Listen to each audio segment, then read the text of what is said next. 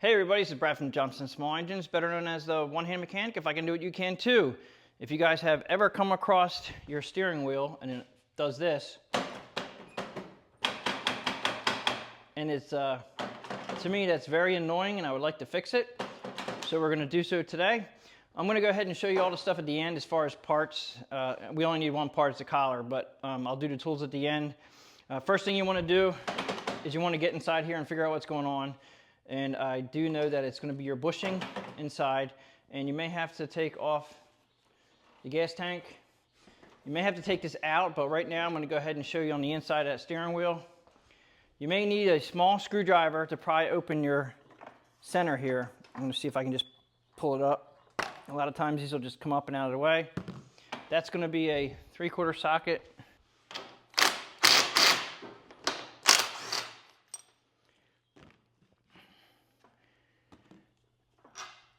Now you can use a marker if you would like, depending on where your steering wheel is sitting, to make sure that you put it back straight. I'm not going to worry about that right now.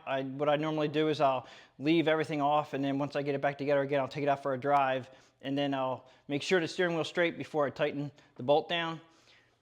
Now, sometimes these can be real tight here, and they don't come off real easy. Sometimes this will come off inside your steering wheel, which is fine. It doesn't matter. So we're going to have to get that off. This collar here, it should be in a little bit better than that, but these tabs have been broken somehow along the way. Make sure you don't forget to put that back on again. And I'm not sure if you can see down in there. Let me see if I can get this off. All right, this is going to be a little bit of a bear to get off. I'm going to put the nut back on, and I'm going to try tapping that while I pull up on this. I'm going to shoot a little PB blaster in there, help it out a little bit. I'm going to go ahead and pull up on this while I tap. There it is. All right. Now, if you can see down in there, I'm going to get a flashlight. You see that plastic all the way down the center? Just follow the shaft down. You see that plastic piece? Well, it's not where it's supposed to be. I can't get my hand down in here real easy. If you guys got big hands, forget about it. It's not going to happen. So I'm going to go ahead and take this gas tank out. This gas tank here has an emissions line, and it comes out here. So I'm going to try to pull this tank up, out, and away. The fuel line is underneath it, so you won't have to worry about that too much. This line goes down here. It comes along here. Got to be very careful when you pull this off, that this plastic piece right here doesn't break. If this plastic piece breaks, you're replacing the whole, like the body that holds the air cleaner, you have to replace the whole thing. So be very careful while you're taking that off. I'm going to pull this up out of the way. Now there's a bolt here and there's one on the other side, and that should be a 3/8 socket.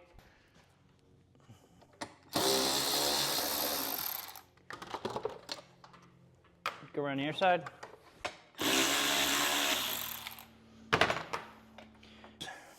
Should just come up, and we'll just lean it on the engine right here like this. Okay, you may have a lot of debris in here, but this is the washer right here, and actually it's not, it's just out of its spot it looks like, but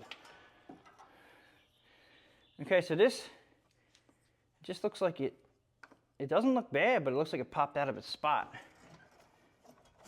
Now there's a spot right here, there's a little divot, and that goes, if you can see right here, there's a little indent in the metal, and that's where we're going to put the new one. Okay, so this is the new one. This is the old one here. I'm not sure exactly why this one, and you can see there's some wear on it. We're going to go ahead and it has an arrow where that little divot is that has to go down there where the slot is. So we're going to go ahead and put that down, and it's at a pretty good angle. And I've had issues with getting this to actually go in. To line up the arrow with the slot.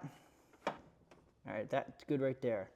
I have made this pipe, I have cut this pipe at an angle, and I've been working on that angle for quite some time to get it right. You can't just use a pipe and go straight down on it because it sits at an angle. And if you don't have everything lined up quite perfectly, it's not going to go down in there, but you should be able to tap that in.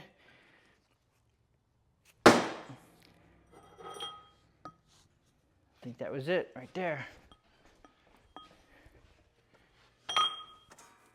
Okay, so one nice smack, put it in, and as you can see, we are not wobbling any longer.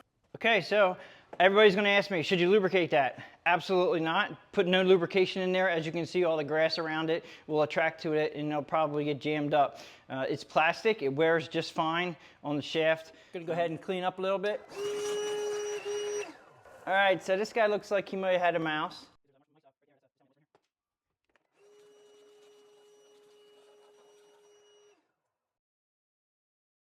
Okay, everything looks good. We're gonna go ahead and put the gas tank back in. Slide it back. Make sure you're not pinching any of these wires back here. Okay, so I noticed that the throttle cable might have to go into this slot right here. So I'm gonna put the throttle cable here because the gas tank will pinch it. Yeah, that looks like it's about right.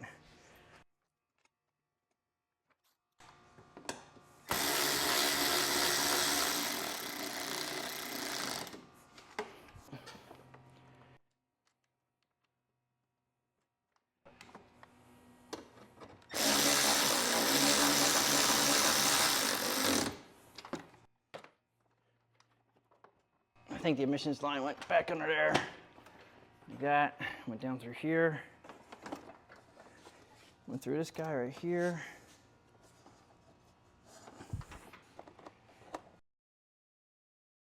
This collar here has a big side here and a little side here, and you can tell it's got a big opening here, a little opening here, pretty straightforward. This one here does not fit very well. Just hold it in there. Down like that. Now the steering wheel, pretty sure, if you look at your emblem, you'll know which way is facing straight up. Just remember that this part here faces down like that. And try to put it back in the right spot. I'm actually going to go out and take this. I try to drive with them and see where the straight part is, and then I'll put it all back together again. A little note on this washer. This washer tends to, when it gets put on there real tight, it tends to flare the washer up. So what I like to do is bend the washer a little bit so you can either turn it over, which will probably work just fine, but you can put it in a vise and bend it a little bit, and that'll give you kind of like a compressed fit once it goes on. So yeah, I'm gonna go ahead and do that real quick. Just a little bend. It's almost like a spring washer now. And then you put the concave part down so it'll spring out and actually hold on real tight.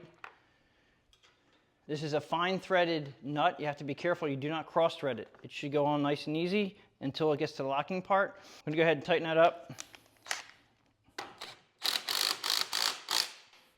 So that flattens that out. It makes it real nice and snug.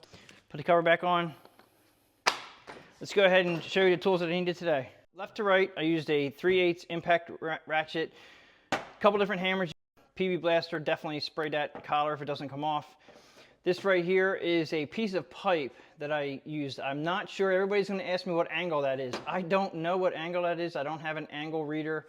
I just started grinding it to that angle. I did try straight pipes and I broke a couple collars. If you guys have something out there that you already know of, hit me up on the comments. This here is the bushing, okay? And you can get these, this is the part number. It's 532-195-227.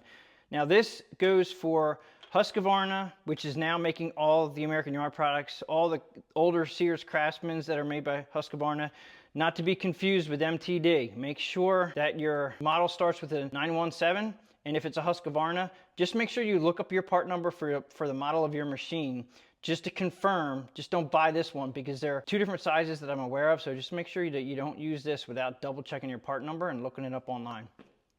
You may need a pry bar to get the old one out if it wasn't out, like ours was actually sitting there, but I used a pry bar to pop the old one out of its hole if needed.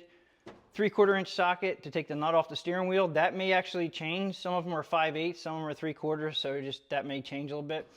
3/8 socket to get the bolts off the gas tank, and then I use my electric ratchet. Flashlight will be needed. So that pretty much wraps it up for how to install a steering bushing for a AYP, American Yard Products, Husqvarna tractor. If you guys like this video, please give it a thumbs up. Please subscribe, share my channel with your friends, and I'll catch you guys on the next one.